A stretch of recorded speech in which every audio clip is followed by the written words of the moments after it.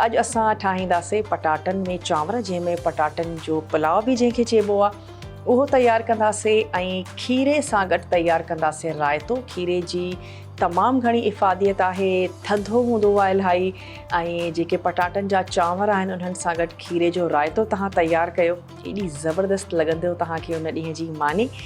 त उन जे लाइ जेके शयूं असांखे खपनि उन्हनि जी मां तव्हांखे लिस्ट ॿुधाईंदी हलां।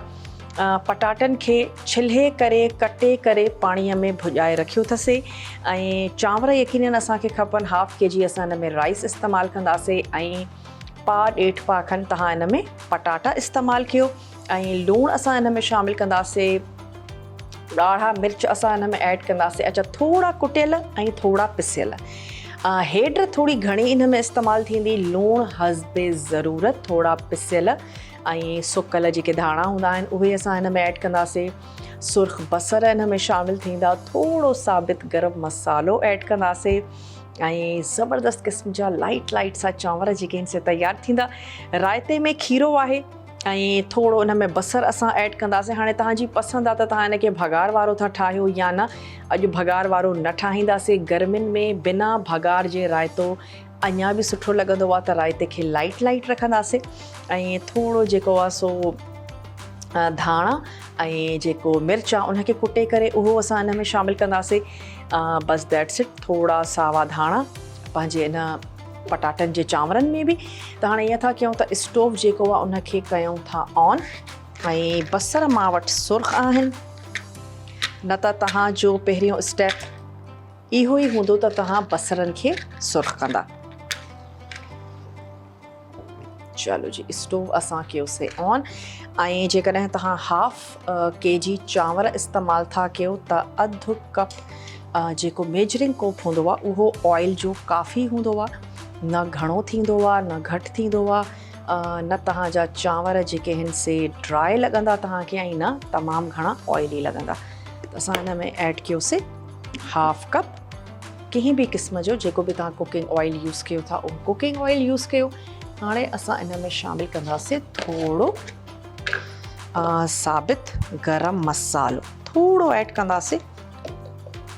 पटाटनि जा चांवर आहिनि, हरू भरू एॾो गरम मसाले विझण जी ज़रूरत न आहे। अच्छा थोरो हिन में शामिलु था कयूं जीरो, हिकिड़ो असां इन में ऐड कंदासीं नंढड़ो फोटो, ॿ टे लौंग ऐं 3-4 कारा मिर्च। बस नंढड़ो फोटो हिन में शामिलु था कयूं 2 ऐं हिकिड़ो असां इन में ऐड कंदासीं वॾो फोटो। बस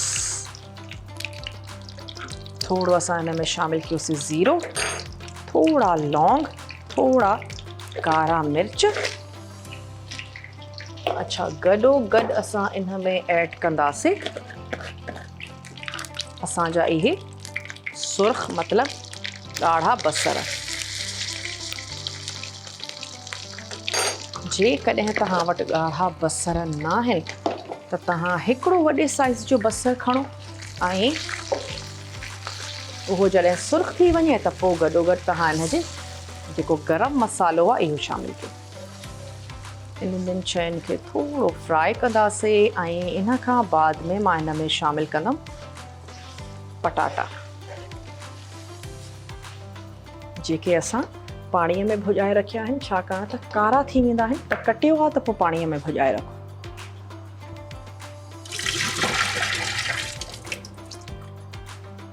चलो हे अची विया।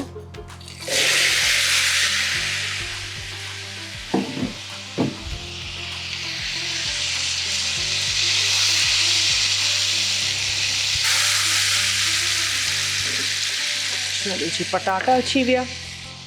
हाणे इनखे ॾींदासीं थोरो ढक ॾींदासीं ऐं कुझु देरि में मां हिन में शामिलु कंदमि मसाला जेके तमामु बेसिक आहिनि। लूणु, हेड, पिसियल ऐं कुटियल ॻाढ़ा मिर्च ऐं सुका धाणा। बसि हे असां थोरा मसाला गॾु था कयूं। लूणु इन में ऐड कंदासीं हस्बे ज़रूरत। अच्छा लूणु तव्हां हिन में शामिलु कंदव चांवरनि जे हिसाब सां। लूणु एतिरो हुजे जेको पटाटनि में बि काफ़ी थी वञे ऐं चांवरनि जे हिसाब सां बि काफ़ी हुजे, पर थोरो अवल घटि विझो छो त तेज़ करणु इलाही आसान आहे, पर जेको घटि करणु आहे उहो तव्हांजे लाइ मुश्किल थी वेंदो। त मां 1 टीस्पून भरे करे शामिलु था कयूं फ़िलहालु लूणु। अच्छा, इन सां गॾोगॾु हिन में शामिलु कंदासीं हेड्र। त हेड्र बि इन में शामिलु थींदी। 1 टीस्पून। इन सां गॾोगॾु थोड़ा ऐड कंदासीं पिसियल ॻाढ़ा मिर्च, बसि 1 लेवल में टीस्पून।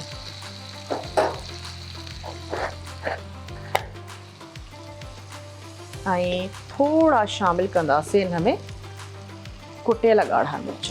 ॿिन्हिनि जो फ्लेवर डिफरेंट हूंदो आहे, सुठो लॻंदो आहे। अची विया कुटियल ॻाढ़ा मिर्च ऐं सुका धाणा।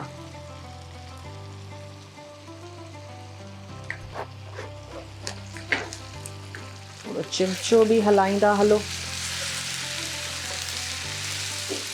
अच्छा, थोरो पाणी, त जीअं असांजो जेको मसालो आहे उहो सड़े न। थोरो फ्राई त कयूं न पटाटनि खे, मसाले खे।